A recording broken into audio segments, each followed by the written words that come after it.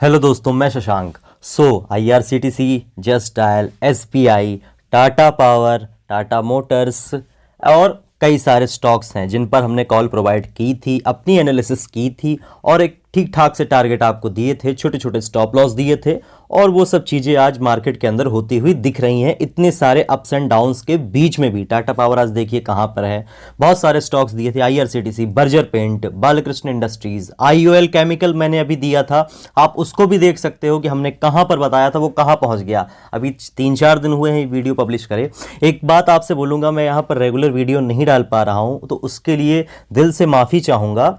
तो आज हम बात करेंगे फर्स्ट सोर्स सॉल्यूशंस के बारे में। दैट इज इसका नाम एफएसएल लोग बोलते हैं और ये जो कंपनी है ये आउटसोर्सिंग सर्विसेज प्रोवाइड करती है अक्रॉस सेक्टर में। आप देख लो, बैंकिंग में, फाइनेंशियल में, health care, communications, media, technology, हर क्षेत्र में इनकी सर्विसेज प्रोवाइड ये करते हैं। ठीक है, संजीव गोयंका का ये ग्रुप है, ठीक ठाक सी कंपनी है और ठीक ठाक से इस कंपनी के फंडामेंटल्स हैं। वो कैसे हैं वो हम आपको बता दें तो यहां पर सबसे पहले बता दें 7,000 करोड़ की मार्केट कैप है इस कंपनी की और 8,000 करोड़ की इसकी इंटरप्राइज वैल्यू है। 4,500 करोड़ की ये कंपनी एसेट रखती है और सबसे बड़ी बात, करीब 10% के आसपास इनका जो रिटर्न है वो इनके एसेट से आता है। यहां पर एक बात आपको बता दूं कि कंपनी के ऊपर 1100 करोड़ के आसपास का कर्जा है, डेट है और कंपनी की जो करंट लायबिलिटीज हैं वो वैसे प्रेजेंटली ना के बराबर हैं। यहां पर प्लेजिंग का चांस बिल्कुल नहीं है, जो एक बहुत अच्छी बात है। ठीक है, प्रमोटर्स 55 के आसपास होल्डिंग होल्ड करते हैं। फॉरेनर इन्वेस्टर्स का भी इसके अंदर इन्वेस्टमेंट है और डोमेस्टिक इंस्टीट्यूशन भी इसके अंदर इन्वेस्टमेंट करते हैं। पिछले 3 साल का जो इनका रिटर्न ऑन कैपिटल एम्प्लॉयमेंट है वो करीब करीब 14% के आसपास रहा है, जो थोड़ा सा एक कंसर्निंग पॉइंट है लेकिन फिर भी ठीक ठाक है। और यहां पर अगर हम बात कर ले return on capital employment current year का तो वो लगभग 13 के आसपास है, जो भी नॉट बैड, मतलब ठीक ठाक है। 12 के आसपास इनका रिटर्न ऑन इक्विटी है, ये भी थोड़ा सा कंसर्निंग हो सकता है लेकिन ठीक ठाक है। यहां पर हम बात कर लें कंपनी की बुक वैल्यू की तो 40 रुपए के आसपास है। अगर वहां से ये स्टॉक 100 रुपए का है तो अपनी बुक वैल्यू से लगभग दोगुने पे है। लेकिन चूंकि ये एक मतलब सर्विसेज प्रोवाइड करने वाला स्टॉक है, हर सेक्टर के अंदर ये काम करता है। हेल्थ केयर हो गया, टेलीकॉम हो गया, टेक्नोलॉजी हो गया और इनके नेशनल और ग्लोबल लेवल पर इनके पास क्लाइंट हैं, अप टू 100 क्लाइंट्स हैं। यहां पर फंडामेंटल्स ओवरऑल अगर हम देखें तो ठीक ठाक है, कोई उतना बुरा नहीं है। डेट टू इक्विटी रेशियो 0.39 के आसपास है। तो ओवरऑल जो इनके फंडामेंटल्स हैं वो ठीक ठाक हैं। देखिए, अभी इसके अंदर मिस्टर झुनझुनवाला जी ने भी कुछ स्टॉक्स बाय किए थे, राकेश जी झुनझुनवाला जी। लेकिन मैं यहां पर एक बात आपको बता दूं कि फंडामेंटल ओवरऑल ठीक ठाक है। रिटर्न ऑन कैपिटल एम्प्लॉयमेंट और रिटर्न ऑन इक्विटी को छोड़ दिया जाए, थोड़ा बहुत डेट के कंसर्न को छोड़ दिया जाए, फिर भी डेट को अगर हम मायने रखते हैं तो यहां पर 7,000 करोड़ की इनके पास, 8,000 करोड़ की इनके पास मतलब इंटरप्राइज इनकी खुद की वैल्यू है, 4,500 करोड़ की इनके पास एसेट है। यहां पर डेट भी ठीक, मतलब कोई खास ज्यादा नहीं है और कंपनी अच्छा खासा डिविडेंड एवरी ईयर प्रोवाइड करती है, मतलब हर साल में। यहां पर एक बात आपको बता दो कि कंपनी का जो ईपीएस है वो 5.85 का है और यहां पर जो पी है वो 17 का है। पी में भी कैलकुलेटेड नहीं है, पी करीब 19-20 के आसपास होना चाहिए, लेकिन फिर भी जो सेक्टर का पी है दोस्तों वो अप टू 31 है। ठीक है, तो उस पैरामीटर पर अगर हम देखते हैं तो फर्स्ट सोर्स सॉल्यूशंस के जो मतलब ईपी और ईपीएस के पैरामीटर पर अगर हम देखें तो कंपनी के अंदर अभी भी वैल्यू प्रोवाइड, मतलब वैल्यूएबल स्टॉक लगता है कि फ्यूचर में और पोटेंशियल दिखा सकता है। ओवरऑल फंडामेंटल ठीक ठाक है। अब हम चलते हैं शॉर्ट में इसके क्वार्टरली रिजल्ट पे।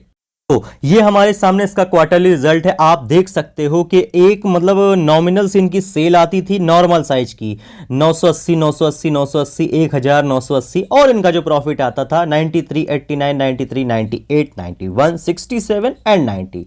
बट मार्च 2020 के बाद और अगर आप देखें तो एक मोटा मोटा जून 2020 के बाद पिछले 3-4 क्वार्टर में इनकी सेल्स और इनकी जो मतलब प्रॉफिट है, जो इनका ऑपरेटिंग प्रॉफिट है उसको अगर हम छोड़ दें तो जिनका सेल्स है और प्रॉफिट है वो एक ठीक ठाक सा बढ़ता हुआ नजर आ रहा है।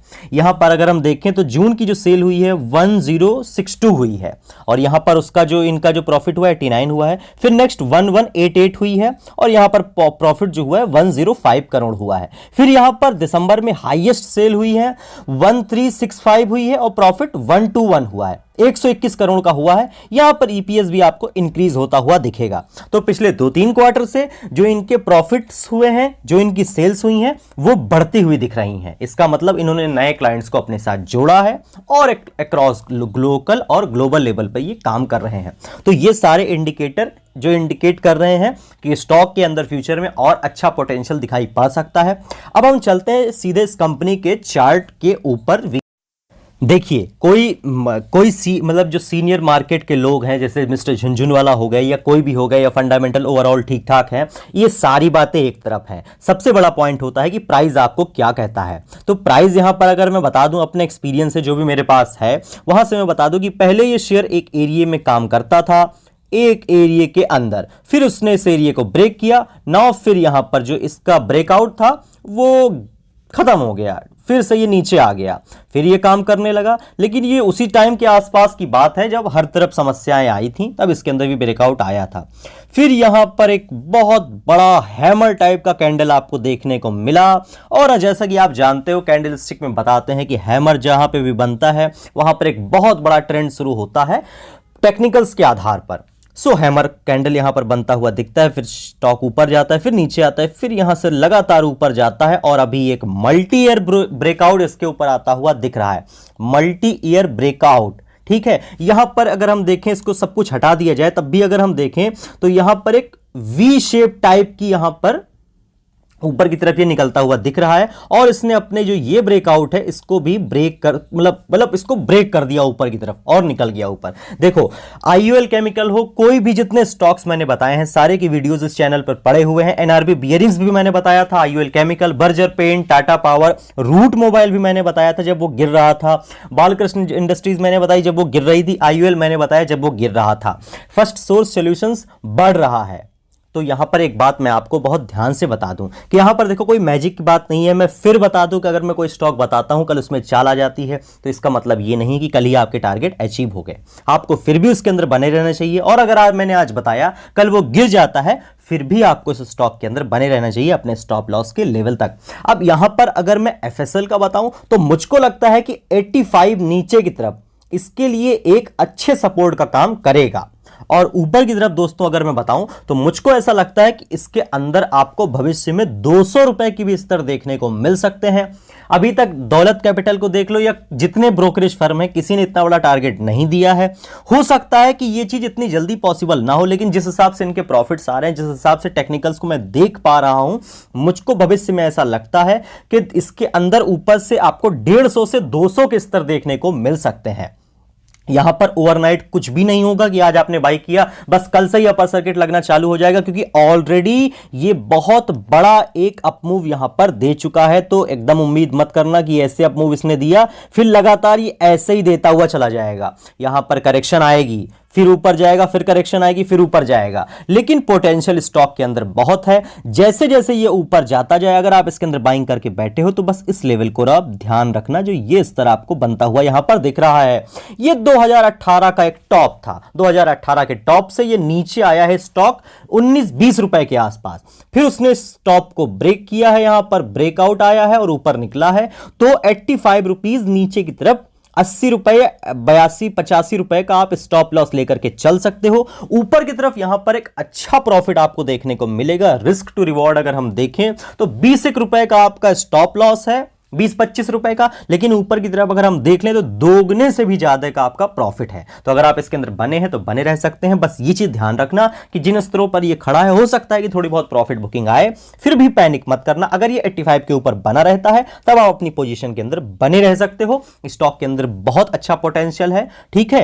एक समझ लीजिए टेक्नोलॉजी बेस्ड कंपनी है, सर्विसेज प्रोवाइड करती है, हर क्षेत्र में प्रोवाइड करती है। झुनझुनवाला जी का भी इसके अंदर बताते हैं इन्वेस्टमेंट है। तो ये सारे फंडामेंटल, ये सारे पैरामीटर, ये सारे इंडिकेटर इस चीज को इंडिकेट करते हैं कि स्टॉक के अंदर फ्यूचर में और अच्छी चाल देखने को मिल सकती है। उम्मीद करूंगा कि ये वीडियो आपको पसंद आएगा। अगर पसंद आया हो तो प्लीज इस वीडियो को एक लाइक कर दीजिएगा। हमारे चैनल के साथ नहीं जुड़े हैं तो प्लीज इस चैनल के साथ जुड़ जाइए, मुझको अपना प्यार दीजिए। और किसी भी स्टॉक में फंसे हो या मार्केट की कोई भी जानकारी आपको चाहिए, कोई भी कुछ भी, कोई कहीं प्रॉब्लम है, किसी स्टॉक के अंदर कोई प्रॉब्लम है, किसी में इन्वेस्टमेंट करना चाहते हो, कोई म्यूचुअल फंड लेना चाहते हो, कुछ भी, आप मुझे कमेंट करो, मैं उस कमेंट का आपको रिप्लाई दूंगा। Thank you so much.